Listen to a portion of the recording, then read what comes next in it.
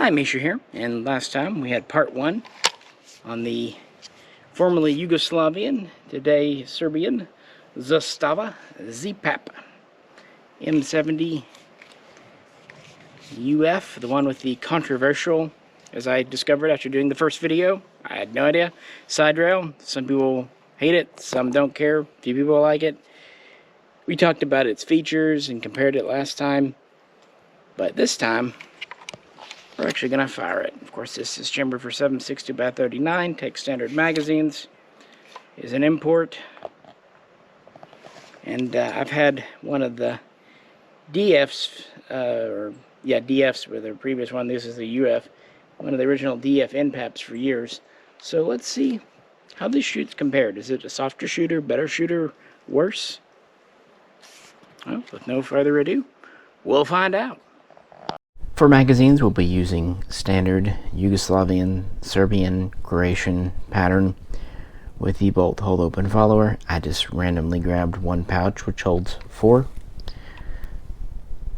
And these are some surplus, some unissued. So we'll see how they go. And as always, if you could, you know the deal, but it's important. Please like, share, subscribe. Also, please comment, because we love discussing. And if you'd like to help get more ammo so I don't have to keep scraping the bottom of the bucket for leftover X39 rounds, check out the link to Patreon. Alright, first rounds through the Zastava Underfolder. And she held open. And here it is, underfolded. The butt plate is stiff, but it is starting to work in.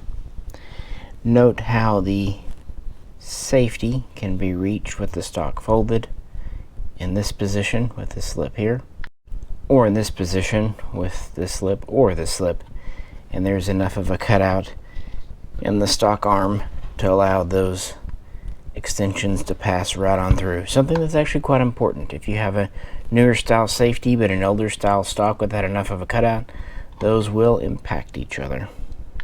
Alright, second mag. And she held opening it. Yes, she did.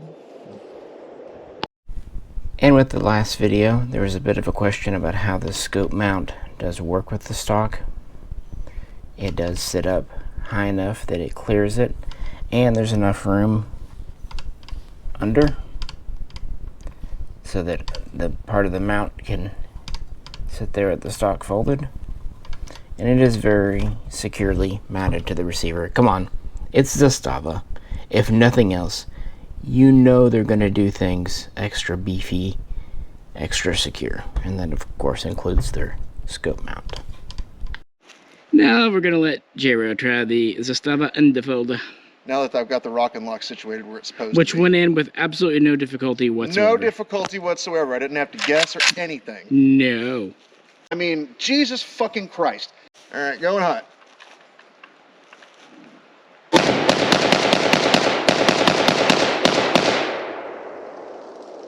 Held open.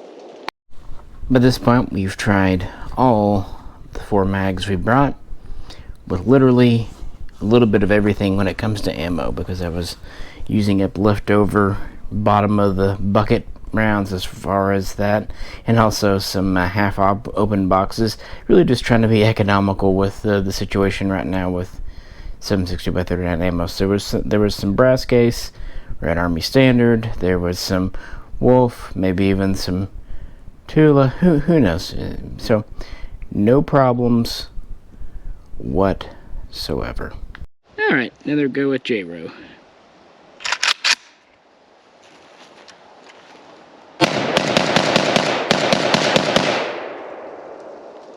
I dig it. So aside from rock and lock mags, which you love, any thoughts? I mean, well, okay, the rock and lock issue aside, you and I have seen that I have a bit of a history with AKs. If it's going to malfunction on anybody, it's going to malfunction on me. I can't explain why that is. I think it's just kind of a mutual love-hate relationship. But this ran flawlessly and comfortably with absolutely zero problems whatsoever. I'm not exactly wearing what I would consider tactical gear today. And so with the underfolder, you do kind of have this lip here at the top that very well might kind of snag on like a jacket or a sleeve. So you do kind of want to go out with it and then in to get it situated so you don't catch it on anything here that you might be wearing. But we finally found an AK that doesn't bust on me. In response to a couple of comments and conversations from the first video, this is a proper military variant or styling. For example, this scope mount wasn't made for the US market. Yugoslavia, Zastava, started working with scope mounts back in the late 60s, and this pattern, specifically for the underfolding stock, was developed for the original M70AB2, and this is a semi-automatic version of the M70AB3. Another common conception about Yugoslavian, Serbian AKs is that they all should have the flip-up grenade sights, and again, that was correct for the M70B1 or M70AB2, but those guns were from the 70s and 80s. Newer guns like the M70B3 or AB3 Underfolder have a more traditional gas block and standard lower bayonet lug. That's because they mounted an underbarrel grenade launcher as opposed to the spigot type. So yes, this is a correct military option. I'm not saying the AB2 wasn't more common in service, but the M70AB3 with the side scope mount option was a possibility. Therefore, I like it. It's nice to have something correct. I think that also explains why everything is so thought out and durable. It's just a fact that companies tend to overbuild for government contracts more than they do for a simple commercial civilian contract. With that, let's do just a little more shooting and then have some final thoughts before we have to leave the range. Traditional last mag of the day with the Zastava.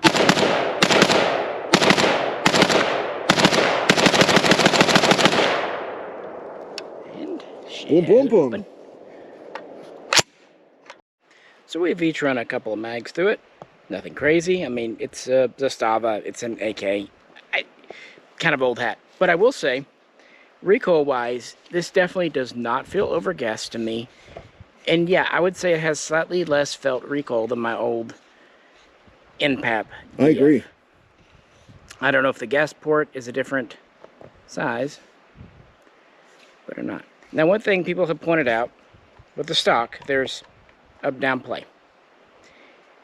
Couple of things I will say about that. For one, when you're actually on it shooting, you don't notice it. I didn't notice it at all. Like, it's firm, it's down, it's not mushy like it's breaking. And here's the problem if you try to make a stock like this too tight. When you, the button's tight here. If you try to make this super tight and the hole's almost the same size, if you try to snap it up quick, you can overshoot like this. I know because I've done it on guns where the underfolding stock is tight. So I think the reason they left a little play is so that the stock will lock every time. And it is a firm lock. But that might be something that bugs people. I will say the butt plate is extremely stiff. Yeah. That's what she said. And my old one was this way too, so I do need to actually work this in. So that's real stiff. Trigger is fine on this. It's a military trigger. I think it is a double hook. I do like the just kind of the fit and finish, the look of all Yugo/Serbian guns. This kind of simple, unadorned, dark wood look. By the way, on the handguards, people rightly corrected me on the first video. These are not technically surplus. They're new made that are done up to look surplus. So forgive me, but I think you can understand my confusion because I felt marks on it and I thought, okay, I mean, it's like getting jeans with holes in them already. Absolutely. All they need is like a David Hasselhoff sticker. And I say that because back when we were getting parts kits in from Centerfire, literally half the guns that came in had some kind of Baywatch sticker on them. Old, and one of them actually had thumbtacks that someone had used to make art. Like it was a freaking AK Night Bright. Like they bedazzled their AK. Literally. So yeah, I like the matte blued finish. I like the kind of the slick, polished bolt. This is a very smooth bolt for being new. So I can only assume. I like that it's in the white. Yeah, and I think that lets it wear really nicely. You don't have a bunch of gloopy paint to try to wear out. But if this is how it feels with under 100 rounds through it, I think it's going to break in quite nicely. Everything else is here: bayonet lug, threaded muzzle, cleaning rod. So yeah, I'm happy that last time I decided to put a sling on it. Not that the DF is bad, but this does step it up a little bit. And of course you do get a chrome lined bore, cold hammer forged barrel besides. But what do you think? Have you picked up one of the new UFs? They're also doing an M92. There's a carbine now. So yeah, let me know. Let's discuss in the comments. But since last time was a in-depth table talk, wanted to do an outdoors range video, quick and to the point, run a few rounds through it, because you never know.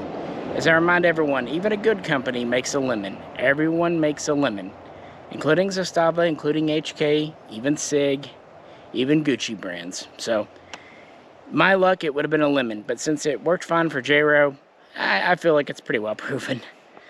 I think we may have found my favorite AK. That's something, yeah. It's an underfolder, but no, it was not an uncomfortable, and I think part of that was it really isn't overgassed. Well, and I mean, for being an underfolder especially, it was really comfortable when it came to the felt recoil. You know, I mean, you lose all of that weight out of the rear furniture with the underfolder, but I didn't even notice it. Well, I don't know. Wood stock or this is steel. I don't know which one weighs more. They're close. Good question. This is more skeletonized, that's for sure. But on the other hand, the wood that Yugoslavia/Serbia uses is pretty meaty wood too. So this could be a little lighter. I will say the magwell cutout is done very well. No sharp edges. You're not going to cut yourself. Yeah.